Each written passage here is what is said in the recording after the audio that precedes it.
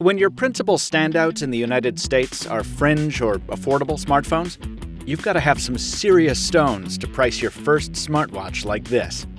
At $349, only one other smartwatch in the Google Store is as expensive, and that's just the entry tier. Does Huawei bring enough quality to justify the coin? I'm Michael Fisher with Pocketnow, and let's find out in our video review of the Huawei Watch.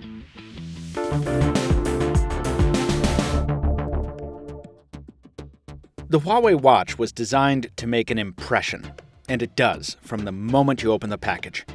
Huawei loaned us the base model of the watch to review, but nothing about it says basic. The 42mm casing is 316L cold-formed stainless steel, mated to a 21mm black suture-stitched leather band that's both more traditional-looking and more rigid than the soft leather of some other smartwatch bands. Every Android Wear manufacturer in 2015 seems to be using the same strategy when it comes to design: de-emphasize the geekiness of a smartwatch by amping up its style. And while this is certainly subjective, I don't think anyone this year has done it better than Huawei. From its blended lugs, to its brushed finish, to its sapphire crystal, this is an absolutely beautiful piece. It's rated to IP67 for water and dust resistance, but it's such a great-looking watch, you'll probably find yourself taking it off well before you get near either of those. About the only hardware complaint I've got is thickness. At over 11mm, it's got some girth. But that's par for the course in today's smartwatch world. And you forget all about the thickness once the display comes to life. It's a 1.4-inch full-circle screen at a resolution of 400 by 400, the highest you can find on Android Wear. Compared to much of its competition, everything on the Huawei Watch looks incredibly sharp. The deep color saturation of AMOLED makes the on-screen graphics pop in full brightness, while its high contrast means the time is usually still visible even in power-saving mode. Toggling between the two is as simple as pressing the crown at the 2 o'clock position, which, like everything else, feels very well made. Unfortunately, there's no ambient light sensor here. To change the display's brightness, you've got to go to the settings menu. That's pretty common for smartwatches, but it still feels archaic on such an otherwise advanced product. When it comes to software, Android Wear is Android Wear. Google gives manufacturers precious little room for improvisation or expansion. And to be candid, that's probably a good thing. Huawei has seldom impressed us with its software design on smartphones. That said, there are a few bits of custom work here, most notably in the fitness suite. The daily tracking app is a straightforward way to keep track of your step count and calories burned. And Huawei says its heart rate readings are more accurate than the competition due to its use of 2 optical sensors instead of 1. I can't speak to the accuracy, but it did seem a bit faster. It's weird to even think of the Huawei Watch in a sporty sense, though. Maybe it's because I don't have the black sport edition here, but this is a watch that gets along much better with a business suit than a tracksuit. And Huawei includes over 40 watch faces out of the box to make sure you can find a match for whatever you're wearing. No matter which watch face you're running, the Huawei Watch seems to have no trouble keeping up.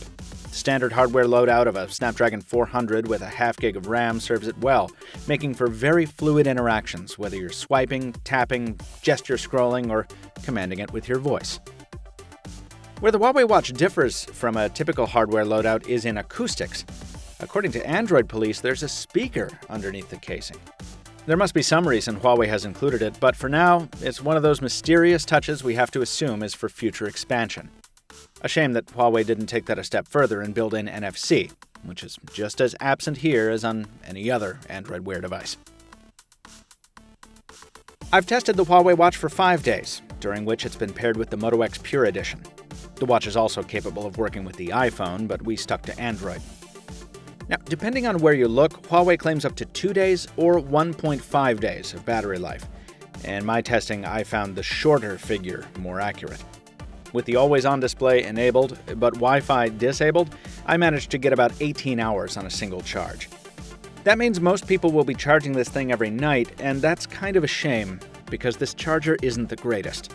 Like the Apple Watch charger, it's a nondescript magnetic puck, but Huawei's disc eschews wireless charging for a set of tiny pins that don't always line up on the first try. What that means is that sometimes the magnet will attach, but charging won't take place. And unless you remember to look for that charging indicator, you'll be none the wiser until you wake up the next day to a dead smartwatch. For a watch this expensive, it would have been nice of Huawei to bundle a more convenient charger. Motorola's Moto 360 comes with a cradle in the box, so the watch can double as a bedside clock, and that watch starts at $50 cheaper than the Huawei watch. The Huawei watch is available in 3 colors, with several options for bundled bands, with prices stretching all the way up to $799 for the gold-plated edition, and additional bracelets available in several styles at similarly steep prices. And as I said before, even our entry-level review device here is a not insignificant $349. Is it worth it? Yes, but only if you're already sold on Android Wear as a platform. For some, the interface is still too convoluted, and the added convenience of an Android smartwatch still doesn't offset the inconvenience of charging yet another device every night. For them, the Huawei watch is likely to be just as ill-fitting as any other. But Android Wear has come a long way in a short while, and nothing exemplifies that better than this device. From where I'm sitting, it's got the best display, the best industrial design, and the most elegant look and feel you can find in the Google Store right now. Like the Apple Watch and the Watch Urbane, I do think it's too expensive, especially at the higher tiers. But as Huawei continues to remind us, this is a product aimed squarely at wristwatch lovers and the fashion-conscious, both groups accustomed to spending money. If you're looking to kick off or upgrade your Android Wear experience and look and feel matter more to you than anything else, well, it just doesn't get any better than this. Of course, the Huawei watch isn't alone in the marketplace, and we saw almost all of its competition at IFA 2015 in Berlin. Check out our related hands-on coverage from that show here on YouTube, and be sure to also take in the written version of this review at Pocketnow, linked in the description below, and available on September 22nd. Till next time, this has been Michael Fisher with Pocketnow, Captain Two Phones on Twitter. Thanks for watching, and we'll see you next time.